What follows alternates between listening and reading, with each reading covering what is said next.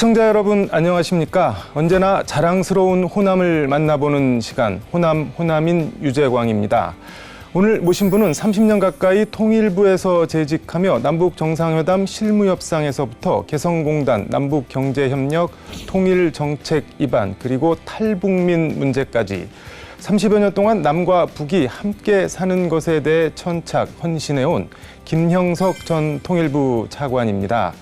퇴임 이후에도 민간 활동과 강연 등을 통해 젊은 세대의 평화와 통일의 꿈을 전하고 있는데요. 오늘의 주인공 화면으로 먼저 만나보겠습니다.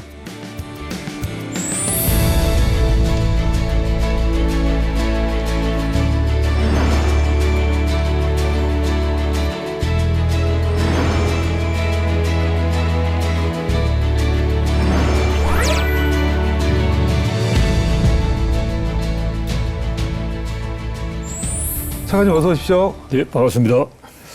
30년 가까이 통일부에서 근무하셨으면 강산이 3번 바뀌는 동안 근무를 하신 건데 네. 어떤 일을 하셨는지 뭐 많이 하셨을 텐데 간략하게 좀 소개 좀 해주시죠. 우리가 이제 통일부 하면 이제 한반도 통일을 위해서 이제 일을 하는 거 아니에요? 네. 그러면 이제 우선 가장 중요한 게 우선 이제 북한에 대해서 이제 많은 이제 국민들이 알 수 있도록 하는 부분. 네. 그다음에 북한하고 뭐 대화하고 네. 교류협력하고 그리고 또 이제 북한에 대해서 이제 어떻게 하면 이 통일로 갈까라는 부분에 대해서 국내적으로 뭐 협력을 하는 그런 부분이 있지 않겠습니까? 그래서 그 관련해서 네. 제가 이제 북한의 정세 분석하는 거 첫 출발을 거기서부터 했습니다. 그래서 새벽 4시에 네. 나가서 북한 방송에서 쫙 나온 걸 이제 정리를 해서 오늘 이제 북한은 이제 비록 이제 북한 당국에서 네. 이제 의도된 방송이지만 이제 북한의 오늘 하루의 목소리는 뭘까?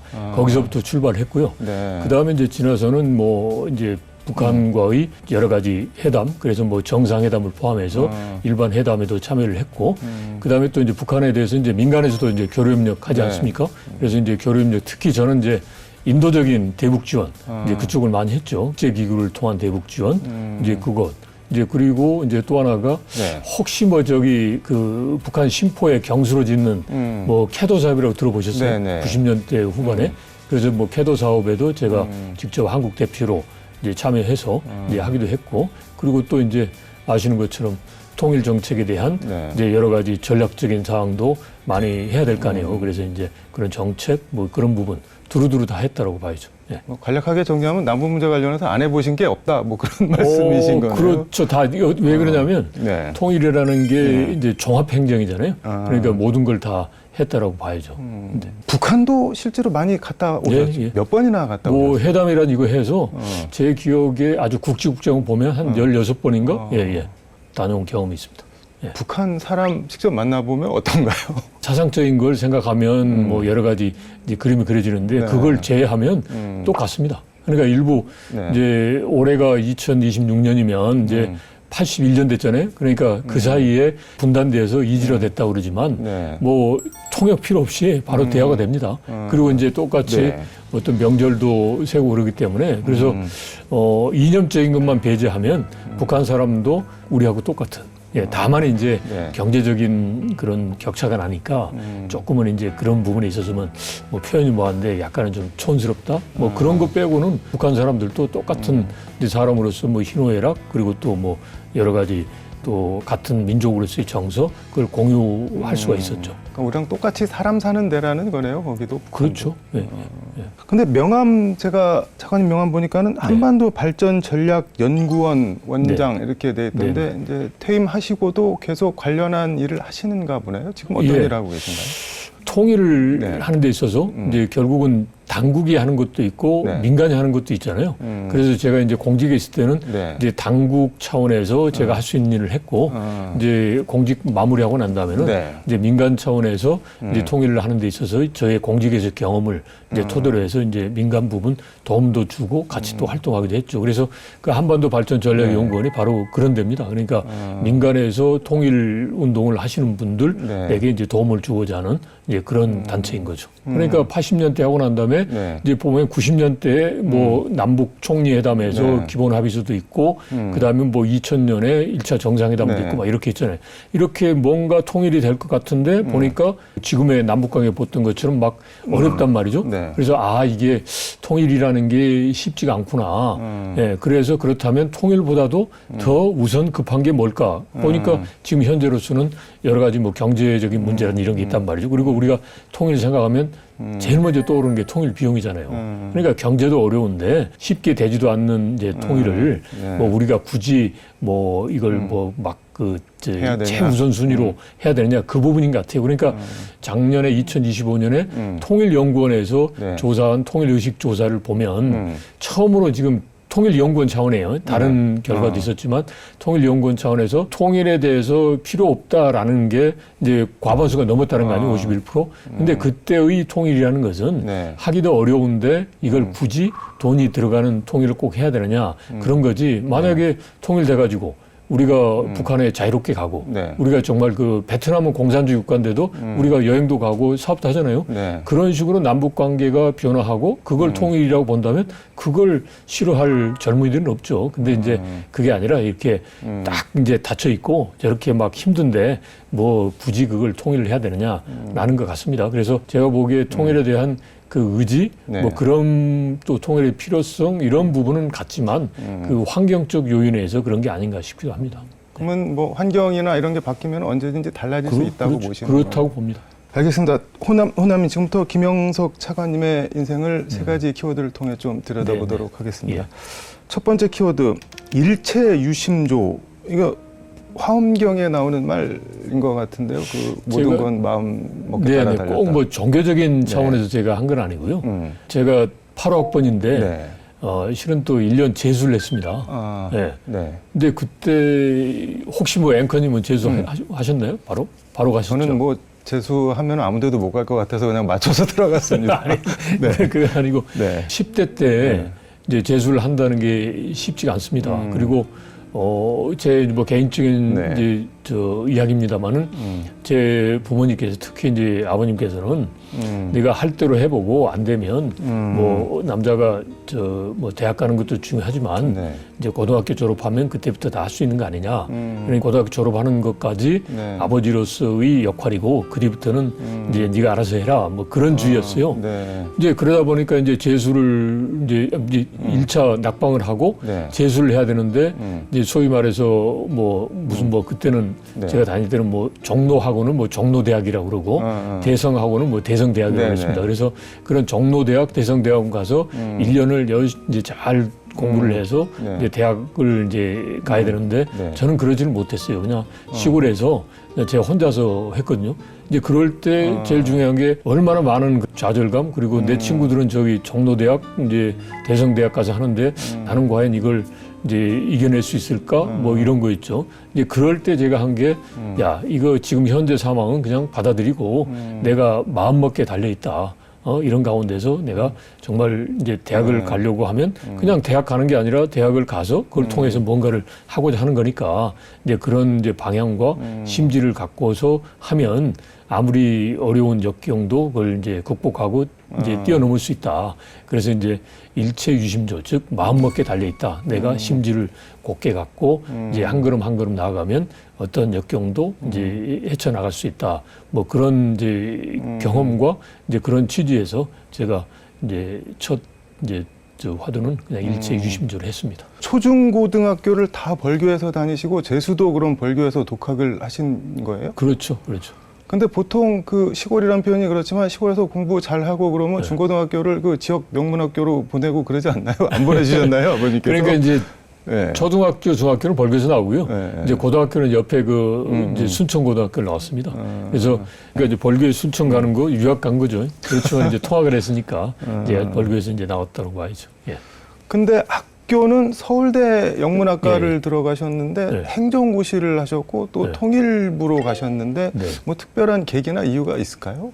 제가 네. 그 8호 학번이라고 그랬잖아요. 그러니까 그때가 정말 학생 운동이 치열했던 때입니다. 네. 이제 하는데 87년에 대통령 직선제를 이제 했고 그러니까 정치 민주화는 해결됐죠. 네. 이제 그 다음에 했던 게 그때 그 당시가 이제 그 통일 문제였어요. 그래서 뭐 그때 그 당시 그랬습니다. 그냥 뭔가를 제 인생을 살아가는 데 있어서 어떤 그 대의에 맞는 삶을 살았으면 좋겠다. 단지 뭐 어떤 큰 대기업에 가서 네. 거기 가서 이제 해서 뭐 어떻게 돈 많이 버는 것보다는 제가 이제 돈 버는 것은 뭐 그렇게 뛰어난 것 같지가 않아서 돈 버는 것보다는 뭔가 대의를 위해서 이제 내 삶을 살았으면 좋겠다라고 이제 생각을 했고 네. 그때 했던 게 이제 그렇다면 이제 통일 문제는 뭐 또 해야 되는 거니까 네. 그 통일 문제에 제가 이제 천착해서 살면 의미 있겠다. 그런데 이제 통일 문제를 하려면 민간에서 하는 것도 있지만 정부에 가서 해야 되잖아요. 네. 그러면 정부에 가서 하려면 결국 이제 뭐 행정고시를 봐서 해야 되는 거니까 그래서 제가 행정고시를 봐서 이제 통일부로 이제 들어갔던 거죠. 예.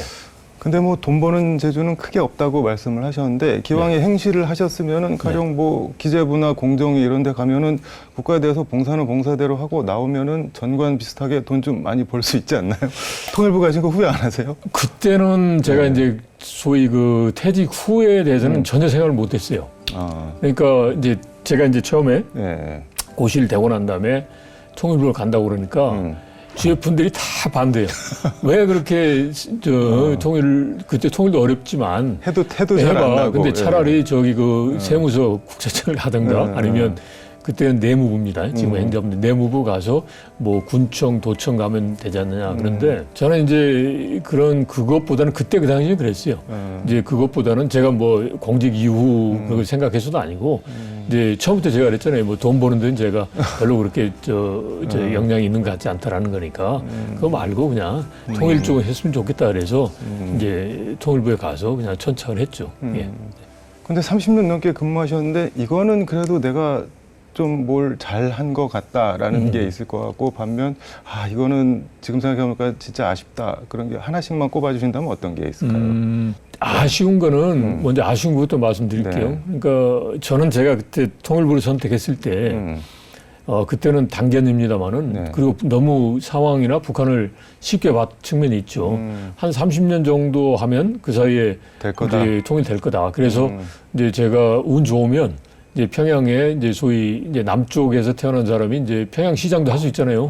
그래서 제가 한번 평양 시장 했으면 좋겠다. 네. 라는 이제 생각을 했어요. 왜냐하면 제가 이제 행정고시 봤던 것은 통일도 있지만 소위 말해서 목민관.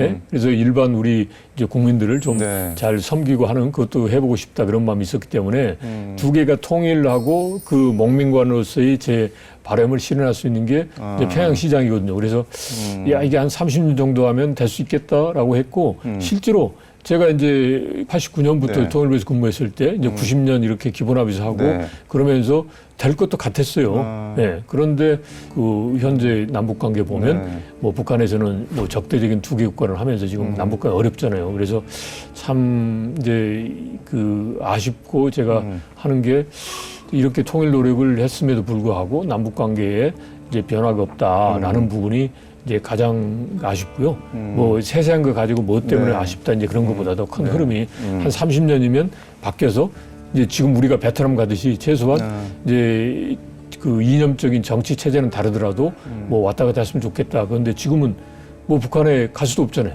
뭐 서울에서 개성까지가 한 뭐 70km도 안 되는데 가지도 못하고 뭐 소식도 알 수 없잖아요.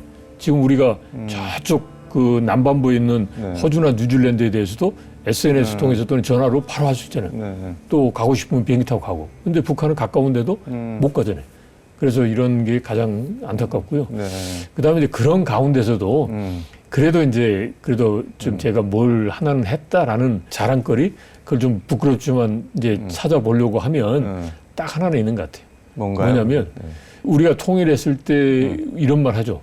철만은 달리고 싶다. 그러니까 남북 간의 그런 그 교통로 특히 이제 뭐 경원선, 경의선 이런 게 이제 분단되기 전에는 했는데 이제 분단되고 난 다음에 달리지를 못했잖아요. 근데 그걸 달리고 싶다 그게 통일에 대한 열망이고 상징적인 표현이에요. 이제 그래서 제가 철만은 달리고 싶다 그것을 이제 실현시킨 게 제 나름의 성과다 이겁니다. 그러니까 2007년하고 8년 사이에 네. 서울역에서 오전에 열차가 개성으로 출발하고 네. 그다음에 오후에 개성에서 이제 열차가 서울역으로 이제 온 사례가 있습니다. 2007년하고 2008년 사이에 한 1년 그게 정도. 경의선 말씀하시는 건가요? 경의선. 그렇죠. 경의선이 실제로 북한에 들어갔다 온 적이 있어요. 아 그거를 차관님이 하신 건가요? 예, 그걸 제가 2007년 7월 7일 그 아침 7시에 네. 북한 개성의 잔암산 여관에서 제가 그때는 이제 그 협상의 수석 대표였는데요. 가가지고 북한하고 협상을 해서 그때 합의를 해서 이제 그 다음부터 이제 한 1년 동안 다녔습니다. 열차가. 2007년 7월 7일 7이 3개가 들어가는 날. 거기다가 여담인데 네. 7월 7일 새벽 4시에 북한하고 협상이 타결됐어요.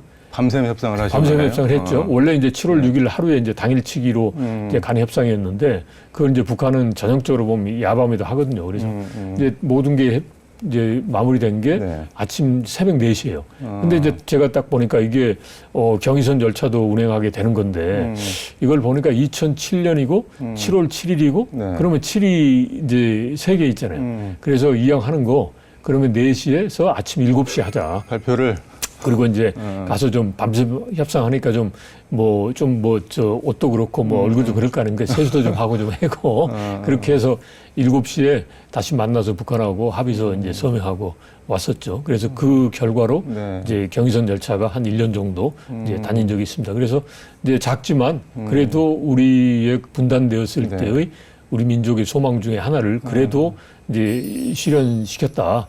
이제 그런 측면에서 그래도 이제 소박하지만 그래도 성과다라고 생각합니다. 버스로 그러니까 차로 개성을 갔다 온 적이 있었는데 네. 그러니까 다른 나라 들어가고 나올 때는 입국, 출국이라고 하는데 우리랑 북한 왔다 갈 때는 나라로 안 하고 입경, 출경 그런 표현을 쓰는 게 상당히 인상적인데 지금은 뭐 왕래가 없어서 그런데 북한에서 저렇게 이국가로 지금 완전히 그냥 대한민국이라고 존칭 아닌 존칭을 쓰잖아요. 이건 네. 어떻게 봐야 돼요? 그러면? 일단 이제 우리 헌법에서 보면 이제 우리의 영토가 네. 이제 한반도와 뭐 이게 전체를 다 하고 있기 때문에 네. 이제 입국이다 그러면 이제 그게 아니라 이제 소위 별개 국가로 네. 이제 보는 거기 때문에 지금은 아니지만 하나의 국가로 살 수 있는 이제 그런 영역이다라고 보는 거니까 뭐 여전히 뭐 입경 뭐 그다음에 출경 이렇게 하고 있는 거죠. 예. 아무튼 첫 통일 한국 평양 시장 되게 있어 보이는데요. 그거 아직도 뭐 포기를 안 해도 되는 건가요? 그렇죠. 저는 네. 제가 보기에 네. 이제 북한 내 주민들도 대다수의 사람들이 중국이 어떻게 살고 베트남이 어떻게 사는지 알아요. 이제 뭐 정치 체제를 바꾸자라는 것보다도 뭐 그거는 이제 다른 문제고 이제 개방을 해서 우리도 중국 그다음에 베트남 좀 잘 살아보자. 그럴 수 있단 말이죠. 그러면 이제 남북 관계가 확실하게 변화하죠. 그러면 이제 그런 게 통일로 가는 첫걸음이고 이제 그렇게 되다 보면 나중에 가서 이제 뭐 여러 가지 또 국제적 상황도 변화하면 네. 동서독식에 이제 통일될 수 있는 거고 그러면 이제 그런 과정에서 이제 조금 전에 말씀드린 대로 이제 남한 출신이 이제 평양에서 뭐 시장도 해볼 수 있는 그런 상황도 전혀 불가능한 건 아니죠. 두 번째 키워드를 통일은 축복이다라고 말씀을 해주셨는데 축복인가요, 통일이? 저는 축복이다라고 생각합니다. 왜냐하면 네. 만약에 북한이라는 무대가 열리면 이제 북한의 열악한 인프라부터 해서 여러 가지 건설 수요가 있다라는 거죠. 그러면 이거는 이제 뭐 이념적인 걸 떠나서 북한이라는 무대가 열리면 건설 차원에서 보면 이게 시장이 새롭게 열리는 거예요. 그러면 이제 소위 다시 또 이게 도약을 할 수 있는 이제 그런 이제 계기가 되는 거죠. 이제 공간적인 차원에서 네. 북한이라는 무대가 열림으로 인해서 우리가 이제 대륙과 해양을 연결하는 확실한 그런 그 이제 중간 중심지도 되지만 또 북한이 했던 방금 건설처럼 이제 우리가 성장할 수 있는 수요, 뭐 광물 자원 이런 거 많잖아요. 그래서 북한 무대가 열리면 그건 바로 이제 통일이거든요. 이제 그러면 우리에게 있어서는 큰 축복이다라는 거죠. 그 다음에 이제 한국 베트남 관계와 같은 그런 식으로라도 이제 남북 관계를 변화시켜서 통일로 가야만 우리가 성장할 수도 있다. 그래서 이제 통일은 축복이다라고 제가 말씀드리는 거죠.